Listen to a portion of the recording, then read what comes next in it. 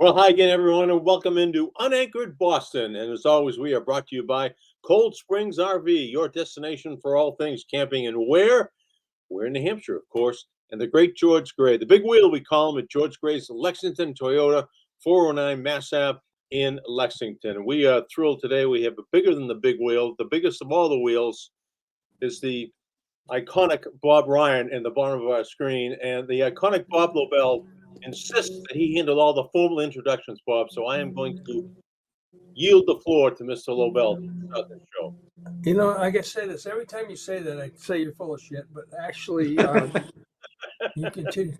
I would only say that, in going through this, Bob Ryan, I'm listing Gammon, Shaughnessy, Ray Fitzgerald, Lee Montville, Kevin Paul DuPont, Will McDonough, Jackie McMullen, Bud Collins, John Powers, and everybody else. Now that is a lineup of biblical proportions. I don't think there's ever been a group of sports writers ever assembled over a period of 3 or 4 decades in any city other than the Globe and the Herald assembled. I mean, I haven't gotten to the Herald guys, but the lineup that the Globe put out there is, and you were one of the headliners of it, just a remarkable. And you must think back of how fortunate you must have been to be around those writers during at that time.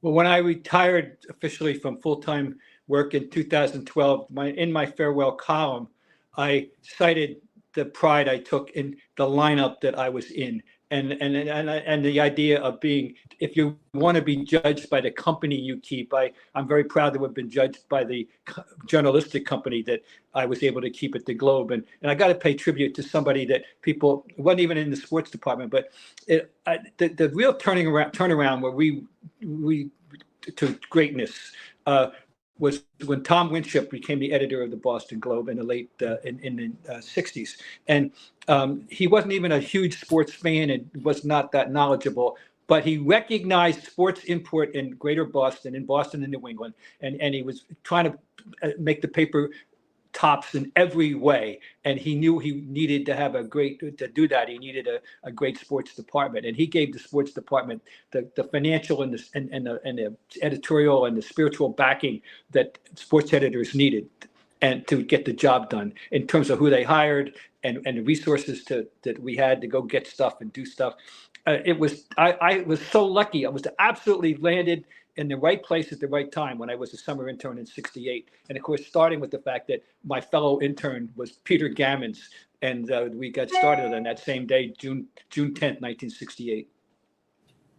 I was in college in the early '70s when you guys were writing, and in our we must have had eight of us guys: BC High, Boston Latin, Dorchester guys, Swampscott guys, and we had one subscription to the Globe, and it was the only time we could get our fannies out of bed before 8 o'clock in the morning was to be the first one to get the Globe. And because you wouldn't, if you weren't the first one, you weren't going to read the damn thing till about 4 o'clock in the afternoon. Well, that's nice. I love hearing things like that, of course, and that is great. One guy, I guess, I think there was somebody that was a little bit above the rest of us, always, and I was proud to know him, and he was a little bit of something of a mentor for me, and the extraordinary Bud Collins.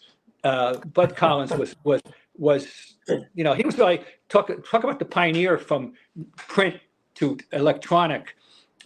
He was one of the very early ones that made a significant leap from print to electronic, and eventually leaving the Globe to work full time as a tennis commentator. But people know him for that, but I'm telling you, there was never any greater columnist or wordsmith that in my time in Boston than Bud Collins. Yeah, he was fantastic. But you know what? Let's not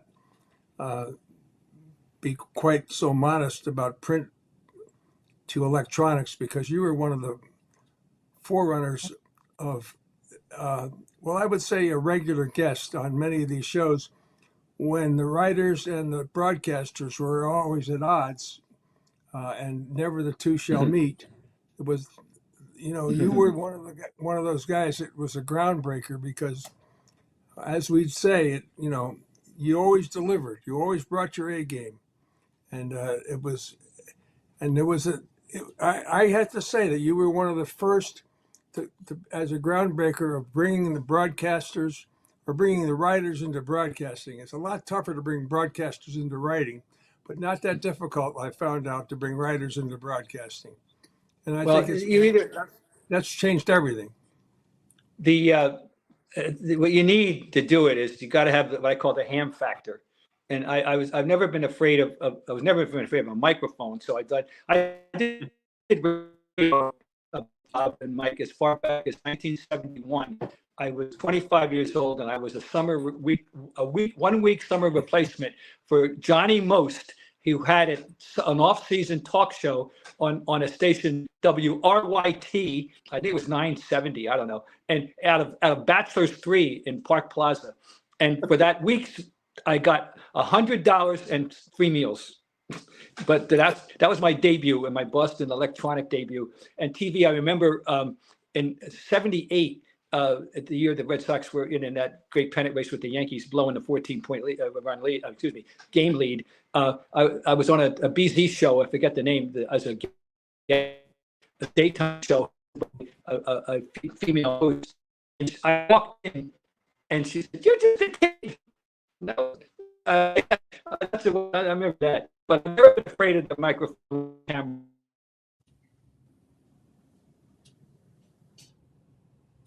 No, that's for sure, Bob. It was. I think some of the writers used to call the electronic media barking dogs, and that sort of just faded away. And now it's kind of seamless right now between the writers and the broadcasters. I didn't hear that. We had a temporary malfunction. It was a dumb question Right. anyway. I'm gonna throw that one out the window. Go ahead, Lobel. No, I want to hear the dumb question again. And one of the great achievements, correct me if I'm wrong, Rocky, that you've covered sporting events in all 50 states. I've seen sporting events in all 50 states. I have covered and I never did the official breakdown on how many states I only witnessed sporting events as opposed to covered. But I have seen sporting events in all 50 states, yes. And since I wrote that story, Bob, in February, no one has stepped forward to say, yeah, me too. I'm waiting for someone to do it. You know what? You can wait a long time because I don't think you're going to be able to find it. I was interested. I was thinking about, and I think I asked you this one time, maybe the last time we had you on, about, well, what did you see in North Dakota? But I was thinking about Vermont. It had to be the Volvo Tennis at Stratton Mountain or something like that. No, well, first of all, UVM basketball, Of course. and secondly, baseball, minor league baseball, in Burlington. So those are the two Vermont ones. But UVM, and I became friendly, and I'm still very friendly with Tom Brennan, who was the wonderful coach there. And yeah, so that's Vermont. Yeah.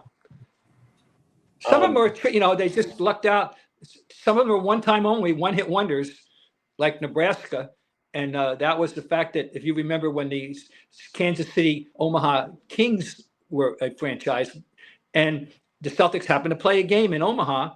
I had one night, overnight, I went to Omaha and the Celtics played, and that remains my one and only venture, not into the state necessarily, but in for a sporting event there. So there's several other one-hit wonders, but that's one that was very circumstantial. Another year or two later, and I wouldn't have had that, and I don't know what, you can always go out to Lincoln, but then I've wanted to do that at times, is just to see what it's like for a football game at Nebraska. But it's still a lot of wish list things that I'd like to accomplish. We had you on right before that piece came out, and you sort of tipped us off that it was a unique piece coming up. Let's just say something you want to, and I read it, and I must have read it 5 times, and I always, when I send you a text message, I always say, you know what, Bob, you're still throwing 95 miles an hour. Yeah, I love that. Thank you. I appreciate that. No, it was obviously, you can imagine the labor of love that was for me to put that thing together.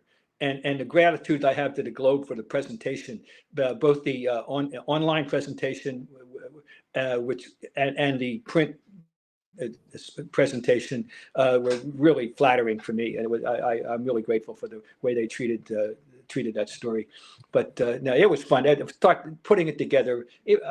Everything about it was fun, and then it ended up with a cherry on the Sunday. And my 50th and final one was South Dakota. And I went to Brookings, South Dakota State, to see the Jackrabbits take the floor in basketball. And it was just a nice 3-day trip out there. They were so nice to me, and it was, it's always great to see other parts of the country, and the school was I was not prepared for the grandeur of South Dakota State. I'm telling you, it's a fantastic physical plant and a very impressive university, and it's nice to learn things like that. Adam Vinatieri's alma mater, right? Yeah, absolutely, and they're the 2-time defending champ in FCA, whatever. Yeah, I up to FBS. Yeah, the next down ladder, and right now they're ranked number 1 again. They're going for a 3rd state national championship in football, and they were very perennial participant in basketball in the NCAA tournament, and they're in the Summit Conference, so Summit League. Anyway, it turned out to be a wonderful way to finish it all up, and I lucked out in that regard. Getting back to present day journalism and present day sporting, this past weekend is like all New York all the time, and I can just see the New York Post. It's still printing the headlines in the back page, and I looked, I couldn't figure it out. It's like on Monday, it was like the Mets and Yankees, with a thumbs up, and the Giants and Jets with a thumbs down, and a big picture of Taylor Swift in the middle, which kind of it was all New York all the time. This weekend was like, I wouldn't say the good old days, but like the old days. New York totally dominated. Well, when they got both teams involved, and it's a throwback to the 40s and 50s, the Yankees and Dodgers, they played against each other in 41, 47, 49, 52, 53, 55, and 56. So anybody from that era, it was like the World Series didn't matter if the Yankees and Dodgers went in, and the Yankees and Giants played in 51. So, I mean, but they latched onto that naturally. And by the way, do you mean this New York Post? Yeah. Good one. Read it every day, 6 days a week. Not on Sunday. I don't spring for it on Sunday because I got enough other things to read. But I get my daily post. I got to have it. Why? Because I think it's as good a sports section left as there is in the country. They're very comprehensive, and beyond New York, they're very comprehensive. They got some writers. They got one of my guy right now, Mike Vaccaro. I think he's the best columnist in America right now, and I love reading Mike. And they have Phil Mushnick, which I'm sure you have to be familiar with, Bob and Mike, on Fridays and Sundays. The acerbic media columnist. He's a must-read for me. And then of course, when you read the front page and the front section of the paper, you read all the good stuff that the Times won't cover. All the salacious stuff. And, right. So you need both. If you want to really find out what's going on in the world, you need the Times. If you want to find out all the juicy, gossipy stuff and the offbeat stuff and the crazy stuff, and then you need the Post. I was texting you last night, and I said there's nothing beats October baseball. And I was saying what a great time of the year it is for sports. But then I'm thinking back to April. What a great month that is. So let me ask you, Commissioner, what's a better month if you're a sports fan, April or October? Well, I have to say the conclusion of the NBA season and the playoffs, and you come out of the beginning of April was the Final Four, and I've always been a Final Four devotee. I still go as a fan every year. And then the beginning of baseball, which is always refreshing, as you got to unwrap the package, and see what's going to happen. Probably favor that a little bit, but this is an exciting time. It's like I'm sitting here, this game, of course, another event that I'm interested in. I'm going to talk about one of the great sports developments of our time is the WNBA, and they're playing games New York tonight, the Lynx and the Liberty, and I'm going to definitely check it out. And so this is making a further run bid for it. It's a good call. But if you're a sports fan, it's just, it's always something. It's great. Wake up, Lobel. I'm just going over my notes here about. The only time, 40 years at Channel 4, he never took a damn note once. Now we've got this show, and he has homework, he has notes, he has all kinds of stuff. Just shut up for a minute, okay, Harvard? So I was going to, I didn't know when to bring in the Celtics conversation, but you brought it up. You just brought up the last year, the repeat possibilities. And I guess we could just kind of dive in that because it's always been your meat and potatoes. Yeah. And having covered the Celtics for all those years and written all those columns about, the personalities involved in the books that you collaborated with Bird and everybody else. What about this edition of the Celtics and their repeatability? I don't think there have been many times and teams that have won a championship and have returned everybody that mattered. Everybody that mattered. They lost nothing from last year. Only the thing is, Father Time is ticking off another year for Al Horford. But they have to be considered the favorites, and they are considered the favorites. And we know the obstacles to repeat, of course, the psychological obstacles and all that. And this two teams for sure in their conference in their division have loaded up trying to catch them, the Knicks and the Sixers. They've added on. The Knicks are on paper got really a 55-win team, I think. And but the Celtics, there's no reason. Their key players are absolutely in their prime. Brown and Tatum, mid to late 20s. That's a primed beginning.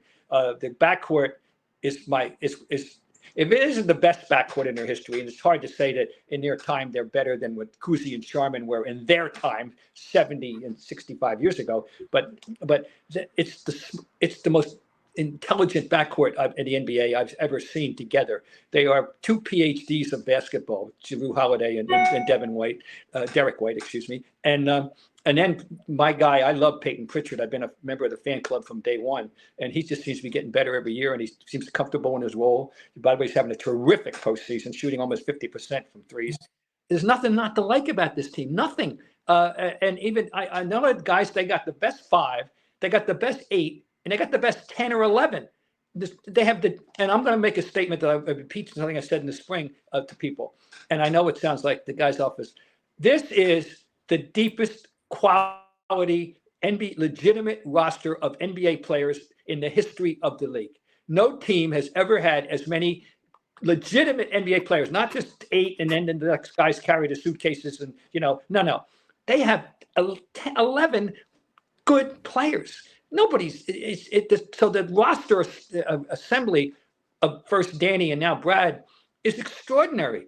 And they have, so this is just a great time to be a Celtic fan. Let me, Bob mentioned Larry Bird. You sat courtside for Bird's entire career. We sat courtside during the playoffs. We occasionally, regular season, we beat courtside.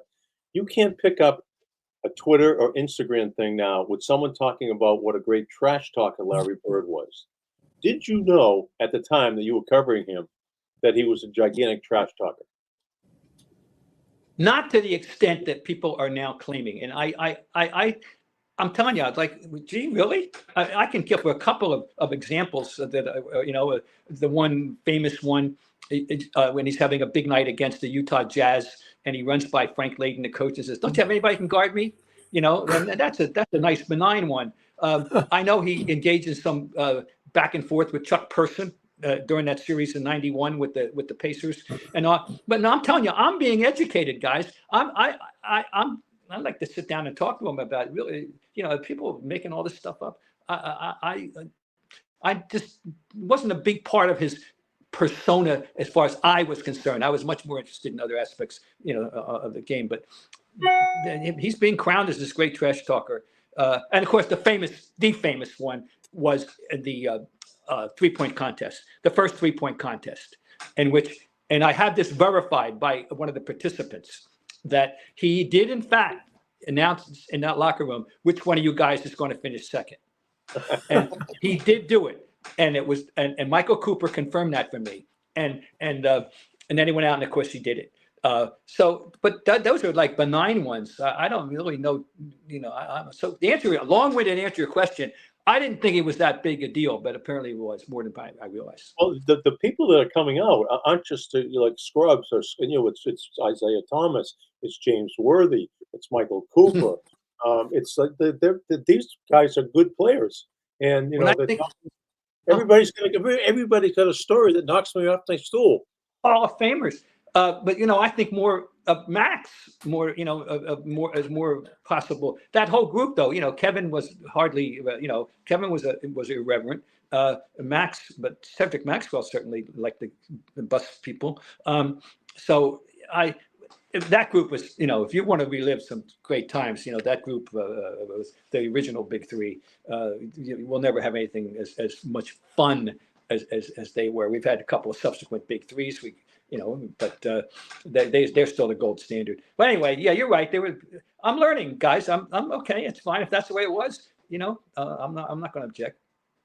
What did you think about the Olympic issues that took place with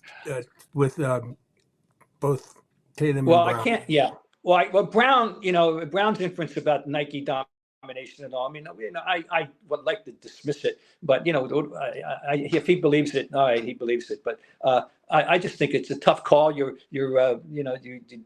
limited to 12 people. You have to put a team together. Yeah, I think he was. And by the way, it's going to turn out to be a plus for the Celtics, because I'm telling you, he is motivated. You can tell he is absolutely motivated this year, and that's great. They needed something, and the repeat thing.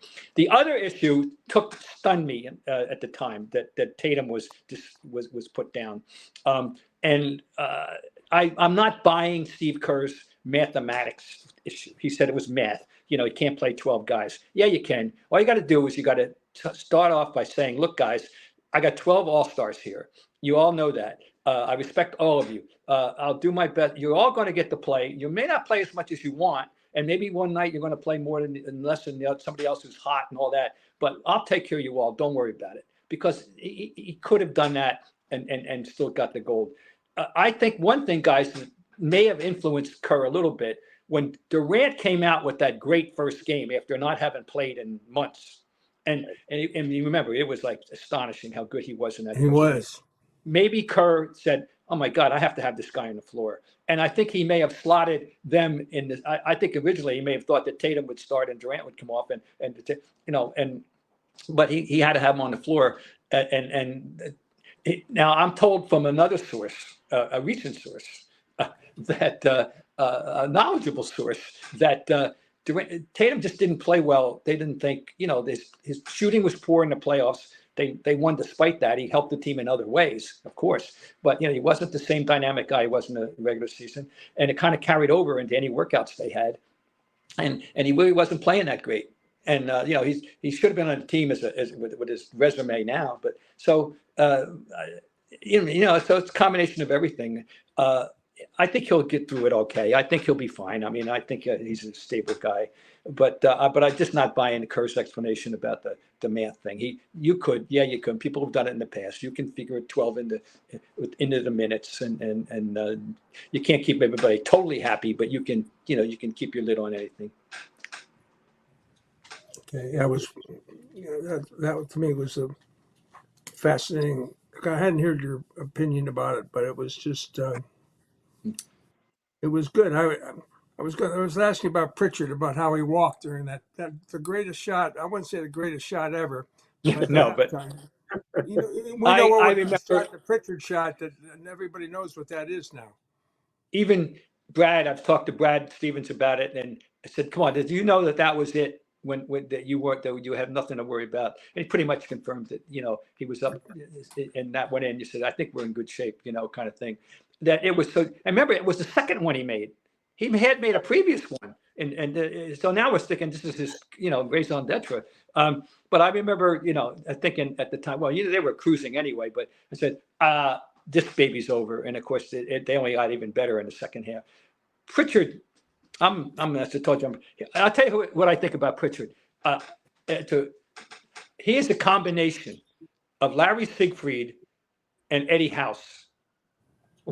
Now, old time, you got to go back a ways, folks. Yeah, to know. But Siegfried was a tenacious defender, scrappy. I can still hear Johnny Moe "Siggy's in his shirt," and all that. And of course, Eddie House was an instant offense. And originally, I thought it was Jerry Seasting, but Eddie House had more range than Jerry Seasting. And that one great, the 1 year he had here.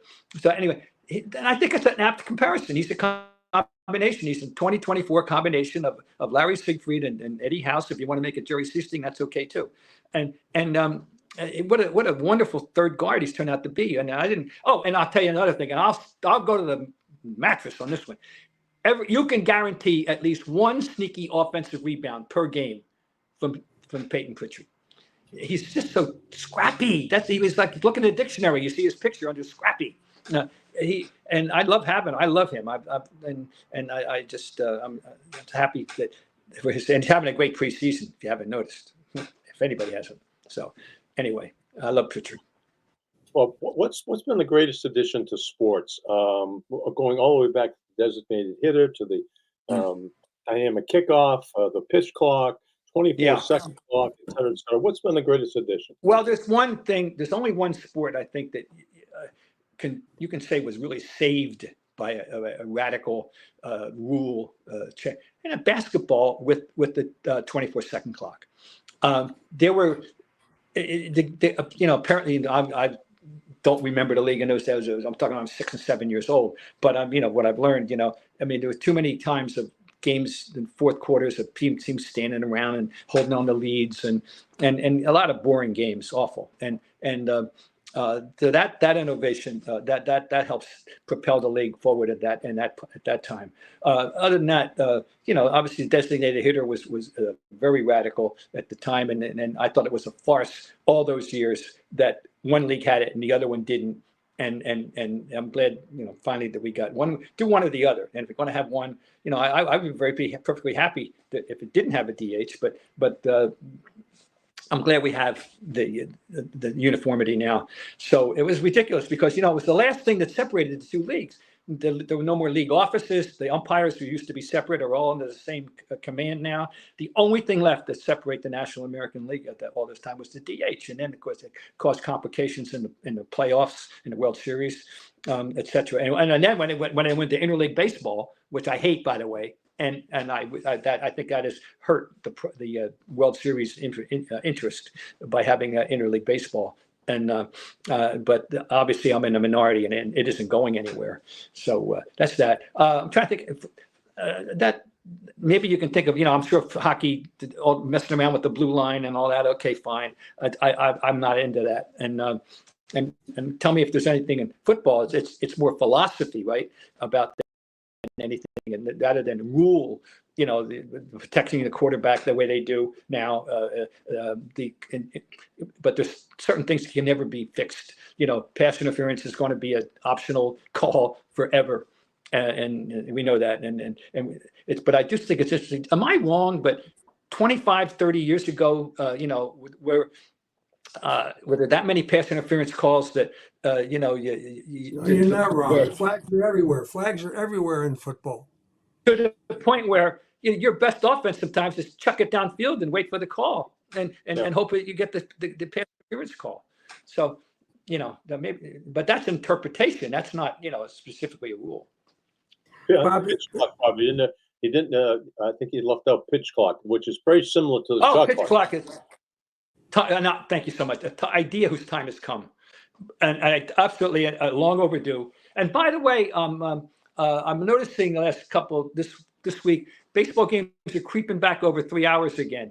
Lately, the playoff games are going longer than they were doing very well in the beginning in the first series. But anyway, be careful with that. The games are getting longer. But anyway, the pitch clock was absolutely essential. It had to be done. And they brought it all on themselves. and the batter too. You know, the no moreization of baseball. You know, actually it began with Mike Hargrove, but the move, you know, all the fiddling and all that, and then some of those pitchers were outrageous, and it's really improved the product a lot, I think. So yes, very important. Bob, we need to talk about Celtics ownership here for just a second, because we know that this most successful of all franchises has had umpteen owners for so many years. And if you were looking for stability at the top, this was not, other than the Red Auerbach, who controlled all the owners that came and went and came and went and came and went. And, you know, thanks, Dad, and et cetera, et cetera. Yeah, I like that one. And yeah, that was we're almost. This is the second edition of Thanks, Dad. Yeah. With the Grosbecks. But so, okay, where are we with the sale, and what does that mean for the franchise? I'm apprehensive. I'm worried because I think it's been very well framed that you want somebody who cares about small, the capital G green, as opposed to the small g green. We have been very blessed and fortunate with this ownership group. They've done everything they needed to help create championships. We've gotten 2 out of them, and easily could have had a couple more due to, you know, just variables that always come into play. The team that won in 08 was even better in 09, except that when the playoffs came, Garnett was hurt. Next year they just messed up a 7th game but they could have won 3. Okay, what that means is they are now going to be passing the bill of what they have accomplished by the extraordinary payroll of playing these gigantic sums to the Messrs. Tatum and Brown, and specifically, that it's got they got to find somebody that's going to inherit, and they're not going to be, they're going to walk away from this, and I hope they can find somebody that or some people that are willing to keep it going at the level that we've become accustomed to, because we have the polar opposite going on with the Red Sox. You know, the great contrast is right before our eyes.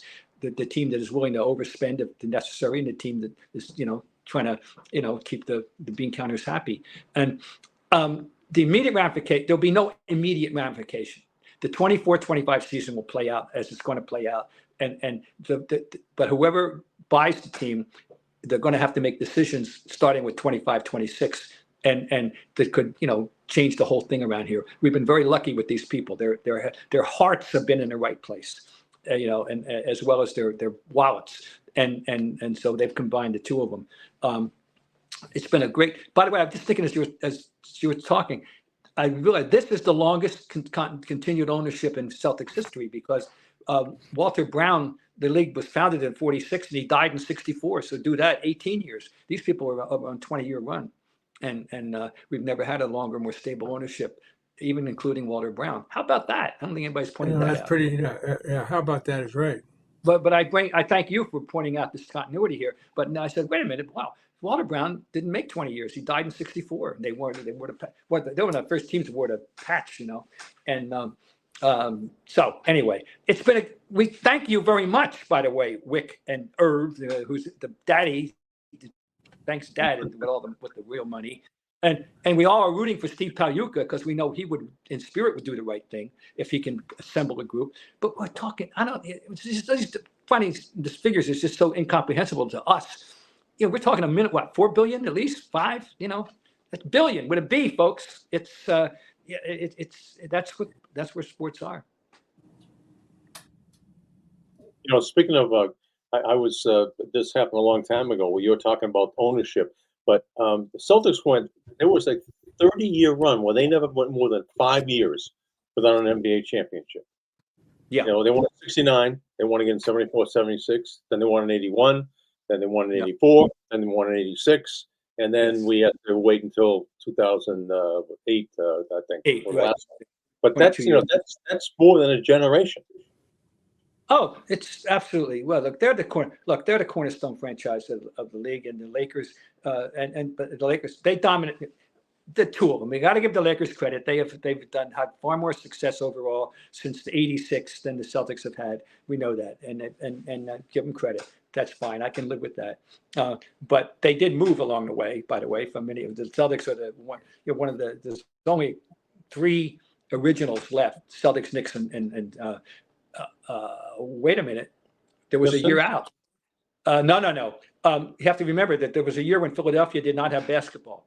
That when after the Philadelphia Warriors moved the Golden to Oakland, Golden to San Francisco, became the San Francisco Warriors. And before the Syracuse Nationals relocated to Philadelphia, there was a year when they had no team in Philadelphia. So only 2 teams have had unbroken run in the NBA's, the Basketball Association of America, because the NBA is a product of a merger in 1949. The Knicks and the Celtics, they're the only 2. And how appropriate, therefore, we're going to welcome them on the 22nd of October to raise the banner and start a new season. I have to run this by you first, because if you're going to witness in a sporting event in all 50 states, you better know how to camp. Better be a camper. So this is my intro into campers.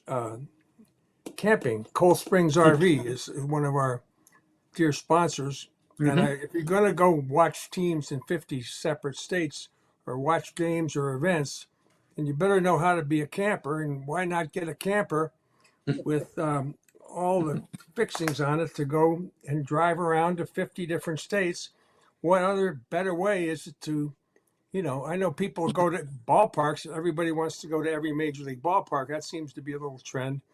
But yours is a little different. So I would recommend, Bob, if you're going to defend your title, and it is a title where you're probably the only person that's witnessed sporting events in 50 states. Let's just give you the title right now. You need to have a camper to go and enjoy and just park out and go to the next state. So if you're ready to see what's new in 2025, Cold Springs RV has next year's models, and they are arriving daily. So go check out the new ones. Call them the interstate models, because you can go anywhere. Pop-ups, travel trailers, fifth wheelers, and motorhomes. All the comfort you want. If you want to go to South Dakota to watch Adam Vinatieri, go. Tell them Lobel and Lynch sent you. But at Cold Springs RV, the doors are always open, and you can freely browse. If you want to see the latest in camping, get to Cold Springs RV. Where are they? They're located Where? Where, New Hampshire. West of Goffstown, north of Tingsboro. Destination for all things camping. Online, coldspringsrv.com. All states, all the time. That's our motto, coldspringsrv.com. You can go, you can be there, you can enjoy. There you go. All right. So, Robert. By the way, guys, there's a postscript to the 50 states thing, which I overlooked, which is this. I did mention that in addition to the 50 states, I've seen something in Puerto Rico. Then, afterward, I realized I've also seen something in the U.S. Virgin Islands, and I forgot to mention it. Well, it'd be difficult to take a camper to Puerto Rico. They're a little tough there. We can. I mean, you could put it on a boat and go down. Sure. Well, Yeah, absolutely. We could make the Lobel Lynch cruiser amphibious. And Yeah, right. all right. So here's the deal, Bob. As you know, John Madden loved his Madden cruiser, and Cold Springs RV is in the developmental stages of a Lobel Lynch cruiser. And when it's finally built, that will be our payment to all our wonderful guests, including you. But there's always a caveat that goes along with it. So here's the caveat. Robert Ryan, you will have the Lobel Lynch cruiser for 1 week to ride from the East Coast to the West Coast. We'll fly you back. But you have to bring somebody to ride shotgun. Now, you've met so many wonderful people and interesting, fascinating people in your career. Someone you've admired or disdained from afar, or it sparked your curiosity from afar that you have not met, is going to have to ride shotgun with you. That I have not met. It could be deceased, could be past, present. So who would you choose to ride shotgun with you? Oh boy, that's interesting. Of course, I'm trying to think of it. It wouldn't have to be restricted to a sporting person, would it necessarily? No. History. Taylor Swift, if you want.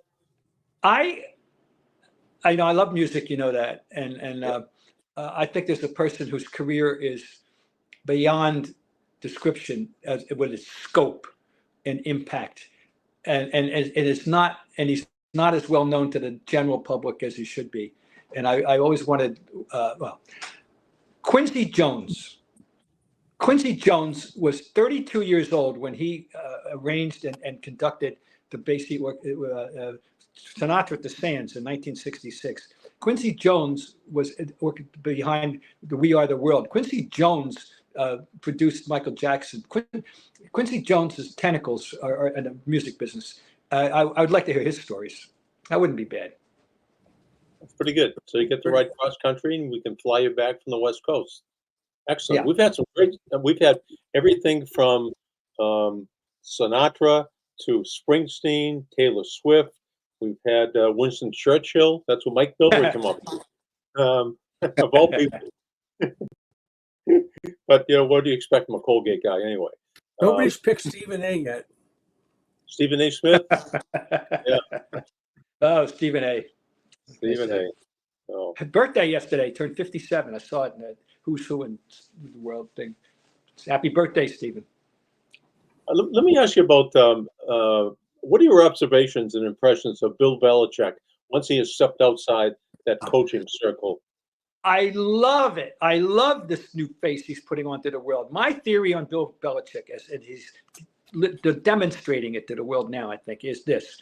He's a consummate actor with regard to how he wants to present himself to the public. Yeah. That whole routine that he established, the Stonewall press conferences, the deadpan, the whole thing, was a complete invention, an act. And it was designed to keep the world at bay and do his job the way he wanted to do his job and not be bothered and keep things under control, his own control. Okay. I always envisioned that after he would get done one of these press conferences in which he had stonewalled people, he would walk back into the coach's room and go, "Ha ha, I did it again." and they'd all have a big laugh. And here's the other thing to remember. He got better day by day. Sundays after a game or Monday night after a game, he's useless. Just stay in. It was all, we were just, blah, blah, blah, all three phases of the game. Blah, blah, blah, blah, blah, all three phases of the game. If at best, that's the best you're going to get out of him. Okay. By Friday, when the work is in and the press conference is more generalized, and he was the raconteur, and he could talk about, and I maintain this firmly, that Bill Belichick is the most football knowledgeable person who has ever coached in the National Football League. And that means all phases of it, starting with history. You know about his famous collection of football books. He probably has his largest private collection of football books in the world. He knows everything about his football history and NFL history, football history. I say he knows more about Paul Brown than Mike Brown does. I believe that. And he knows about every position and the minutiae, how to technique and blah, blah, blah, history. And I always thought that it'd be a nice idea if you had a compilation of his Friday press conferences. Well, guess what? It exists. I recommend highly Fridays with Bill by my friend John Powers. Go get it, Amazon. I'm sure it's there. Fridays with Bill. And he did, in fact, go through the trouble of getting a compilation of those Friday press conferences, with discoursing on all kinds of matters of football. So he is enjoying himself. Now, the one thing that would keep him still interested in coaching, I think the only thing, frankly, is chasing Shula. He still wants to chase Don Shula, and I think that he's going to take to his grave the anger and bitterness about Don Shula, coming out at the Deflategate time and saying what he said about the Patriots and calling them Belichick. And I think he'll never get over that. But he's enjoying what he's doing. He's good at what he's doing. He's smart. He has a well-known. Internally, they knew he had a good sense of humor, and he's putting it on display. I think he wants to. He can become the John Madden of the 21st century in his own way, if you know what I mean. If he wants to pursue this analyst, and look at all the different outlets he's on. He's having a hell of a fun time, I think. I do too. I saw a little bit of this when I did the show with him. Before the red light went on. Then the red light went on, and it was like, well, offense, defense, special teams, as you said, and all three phases of the game. There's a guy that was bitching about his daughter going to Costa Rica for spring break, and where'd you go on spring break, and why your knuckles all said, well, because I had to carry my daughter's furniture up 3 flights of stairs. You never heard any of that stuff.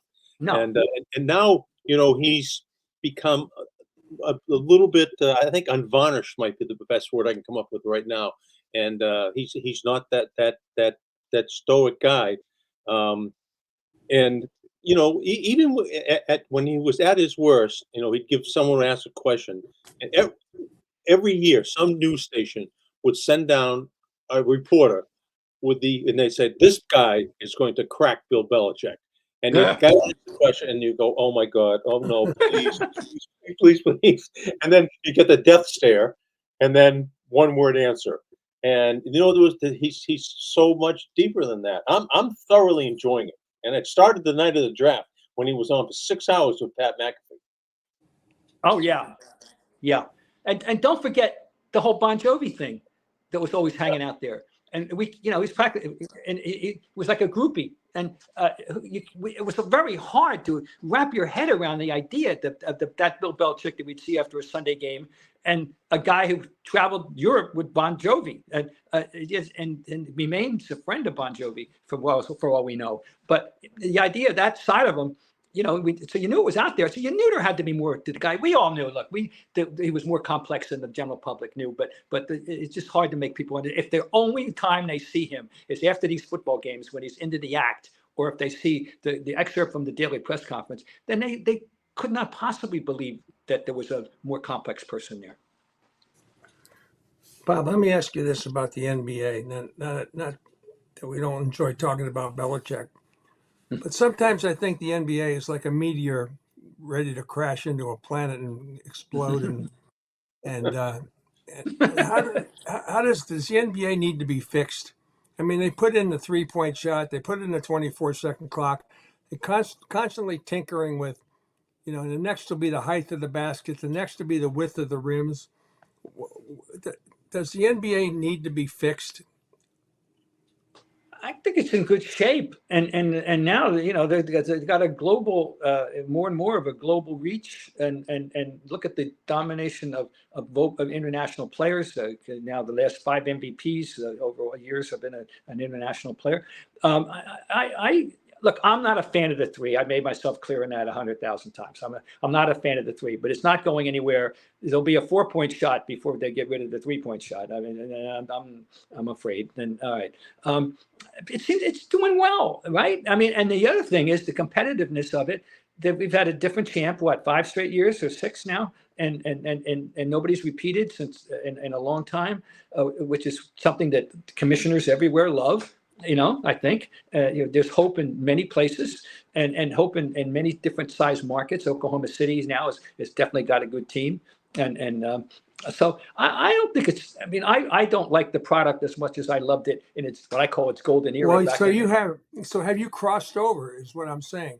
Like there's a lot. I'm accommodating. I'm and not to mention the fact that I'd be a little bit hypocritical if I'm praising the glory of the current Boston Celtic team who thrived on the three. They did. They took on the torch from the Warriors, who were the best team of the 3-point era, ever. And they played a Warriors quote unquote kind of game. But you know that there's so many people of our generation have said it's just not the same game. Well, that's obvious. Well, it's just not. It isn't the same. But they're still. Saying it's like crossing over. You have to adapt. They have new fan base. They have to adapt to a new way of doing things. Yeah, and I miss, for example, I've been lamenting the lack of post play. I want balance. I'm just preaching balance, right? Kevin McHale is like a dinosaur. Nobody plays like Kevin McHale. Nobody. But he was the best at what he did at low post play that we've ever seen. And there's nobody remotely like him. But this, for example, Karl Anthony Towns can post up. He can do both. But he's more, and Porzingis can do both. And I'm glad that we seem to get a little bit of a balance out of him last year. I just want balance.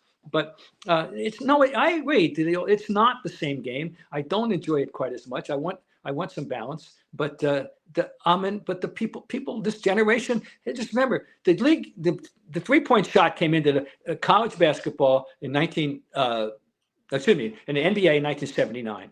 It came into pro basketball as far back as 1961 when Abe Saperstein brought it into his new league, the American Football League. I mean, American Basketball League. Now, let me point out to people, the 3-point shot, nobody was asking for it.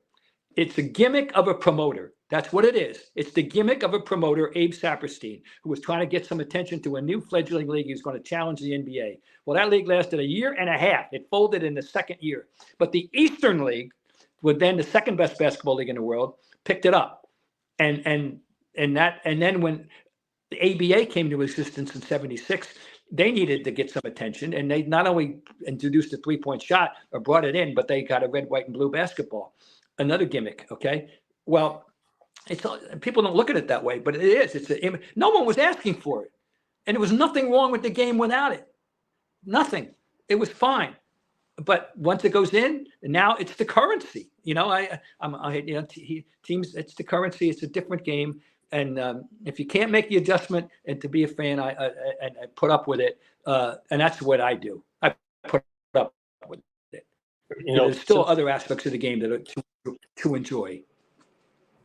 Lobel just brought up things that need to be fixed, and your nickname is the commissioner. So how do we fix college sports, and does each college sport need its own commissioner? First thing we need is because of this NIL portal, NIL stuff, and the fact that we have 50 states involved, and so many of them have different rules about a way of interpreting how these things are going to be handled.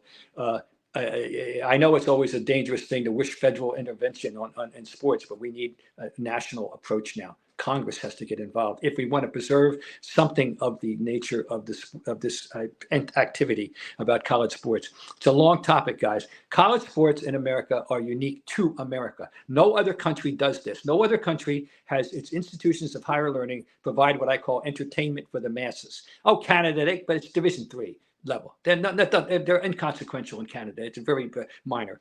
In America, we've had this tradition going on since the late 19th century.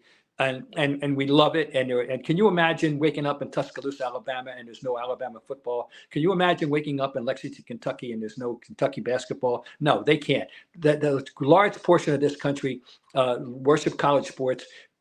College football is probably the number 5 sport. Could even be, somebody will say, the highest number 3 in America after the NFL and basketball and baseball, could 3 or 4. It's unfixable as it currently exists. It's out of control. It's hopeless. By the way, I learned an interesting little subplot into this whole thing the other day. There are 3 schools among all the. I'm not saying they're the only 3, but they're probably among the very few. There are 3 schools that play big time college football who don't have any transfers. You know who they are? Clemson. That's one, because that's a choice of his. That's a very good one. Army, Navy, and Air Force. Of course, think about it. You don't just plop, decide you're going to walk into Army, Navy, or Air Force.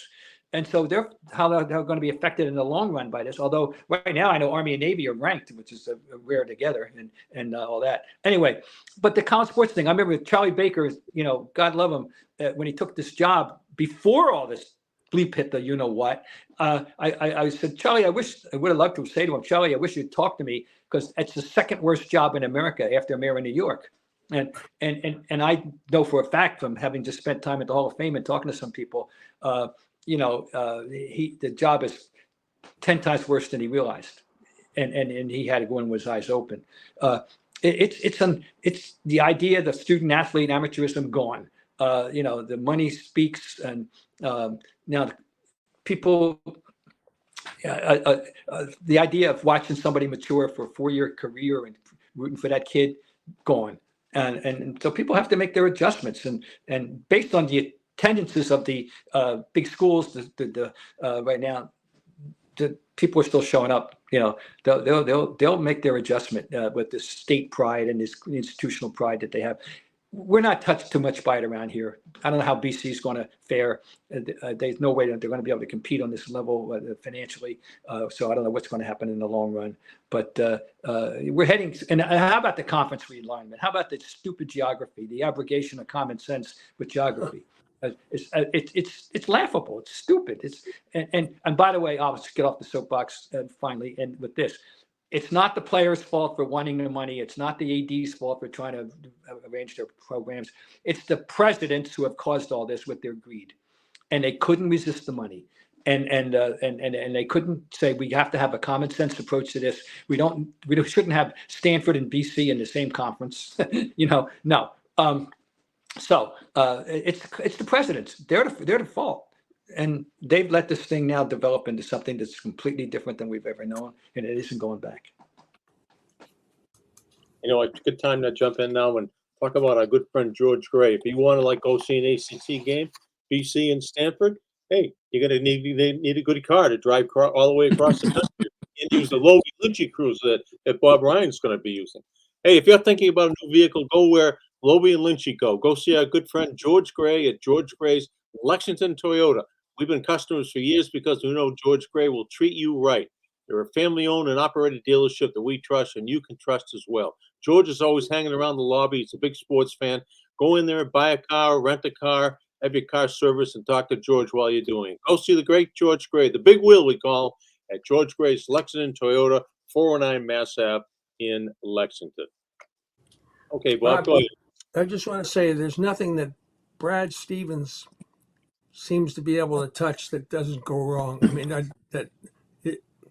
everything he touches turns to gold, whether it's the players, the trades that he makes, or the coach. How is the coach the right guy? He seems to be the right guy in the right place at the right time. How can we argue anymore? And I think people were right to be skeptical there about him and his lack of experience when he got the job, and the fact that why was he elevated from the second row of assistant coaches over somebody who was in the first row, for example. And we didn't know anything about Joe Mazzulla. I knew only from his career at West Virginia. I remember him as a player, but that I guess he had his stint up in Maine. Fine. But I just kept saying all that first year, Brad chose this guy. I trust Brad. In Brad, I trust. And then last year, Joe Mazzulla showed us that he was worthy of our trust as he has been of Brad's trust. And he's unveiling himself slowly. The layers are being peeled off. We're finding what an intelligent, thoughtful, interesting, intriguing guy he really is. And he's not publicity conscious at all. He's not a self-promoter. He's just true to himself and a good Rhode Island guy.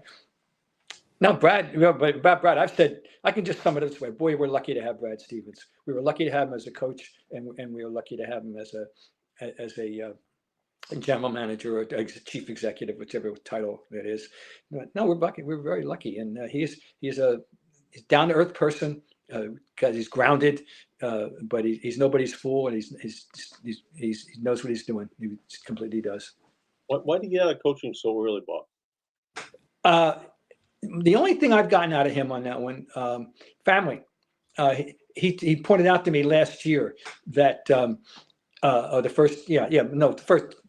first year. He said, he has this, his son is now about to enter Notre Dame as a walk-on. He had a teenage son playing basketball in high school. And he said last year, and when we had this conversation, he said, last year I saw my son play like once, and this year I've seen him play like 10 times. Simple as that. Get off the road, have your own schedule, do what you got to do. He'll show up in Europe, the way you have to. Danny did all the time. When you have to, he'll show up in a college campus, but he's under control with it, and he can arrange his life the way he wants to arrange his life. I was shocked at the time. He was so young that he wouldn't be, and he may get to wake up one day with want to scratch a coaching itch. Maybe, after Brady gets out of Notre Dame, and I don't know about the other children, I think what's going to happen. But I got to tell you a quick story about him, though. His son's name is Brady, and his son was born in Indianapolis. And he said, you can't imagine the furor in the incubators when people saw the name Brady as a first name in Indianapolis in those days. So anyway, we love that. So yeah, true story. So Yeah, anyway, I never thought of it. and you know that the candles are being lit daily in Bloomington, Indiana, hoping that Brad's going to come home and go to the, not the alma mater. He went to DePaul and he coached at Butler, but to go to Bloomington and rescue the ship, and they're hoping for that. But I don't know if it's ever going to happen. I love the transition with all the owners this franchise has had and all the success they've had. The lineage is Auerbach, Ainge, and Stevens. I mean, that's a direct line right there. Auerbach to Ainge to Stevens. You're right, and it's tremendous. It says it's part of their essence. They're part of their lure. I gotta say, there's one other franchise in sports that can boast of something, and that of course is the Steelers, who've had 3 coaches in like 52 years. It's literally ever since. So you go back to Chuck Noll. Yeah, but anyway. It's remarkable. The Auerbachs still, we got one person left in the organization that has a direct link with Red. He was hired by Jeff Twist, their wonderful public relations director, whom we all know. But Red is still, the ghost of still hanging around. That's for sure. Well, this was pretty good, Bob. No, not pretty good. This was beyond belief. It's always beyond belief. I'm just fascinated listening to your stories, your encyclopedic knowledge, and it's and if there's one, I always say this: some people, you were born to do this. What you've been doing for the past since the late 1960s when you got out of Boston College, and some people look at it and say, that's not a good. Bob Ryan is doing what our Creator put him on this earth to do, and not many people get to say that and claim that. Do you feel the same way? I feel that way, and I am full of gratitude for everything that fell into place, being born to the right parents, being born in the right locale. Who knew that Trenton, New Jersey was going to be such an important part of who I am because of its great sports heritage and the fact that when rock and roll came, I got every station in Philadelphia and New York. And in television, we got every channel in Philadelphia and New York. So I was an hour from the Jersey Shore. It was a damn good place to grow up, and then all the people that helped me along the way. No, I'm totally grateful, and you're absolutely right. I have no mechanical skill whatsoever. I have no skills in certain areas. I'm a man of words, and that's it. And thank God that I've had an opportunity to develop that aptitude and do what I've been able to do. Well, we've been lucky recipients of all that knowledge, and as a guy who you covered my senior year in high school. And it's been just an honor every time I get to text you, talk to you, be with you. It's just like, if I told all my friends I grew up with, Bob Ryan actually knows my name. They say, "Really? You kidding me? You know Bob Ryan?" That's how revered you were with my brethren. I'm gonna leave you with a North Shore Jamboree story anecdote. How's that? All right. All right. So I'm sent to cover the Jamboree up in Fraser Field in Lynn. And it's Dickie Giron is the sainted star of the show, and now later on he becomes a coach of the Bears. And I'm out there doing a preview story column on him, and I was able to hand him a clipping from the North Shore Jamboree. So and he's big smile on his face, and so it was a very good icebreaker. It worked out very well for me, the Jamboree. So. Bob, you know how we feel. We all feel the same way, and we're honored to have you on today. And we're not done with you yet. Don't be going hang up anything. We're not done with you yet. Yeah, all right. You got to ride with Quincy Jones cross country and let us know how it was. All right. I shall. Don't worry. We shall. From Sinatra to Michael Jackson and beyond. That's Quincy Jones. All right. The commissioner, Bob Ryan, the great Bob Ryan. Put Bob Lobel on Mike Lynch. So long, everyone, and make sure you follow us on UnAnchoredBoston.com.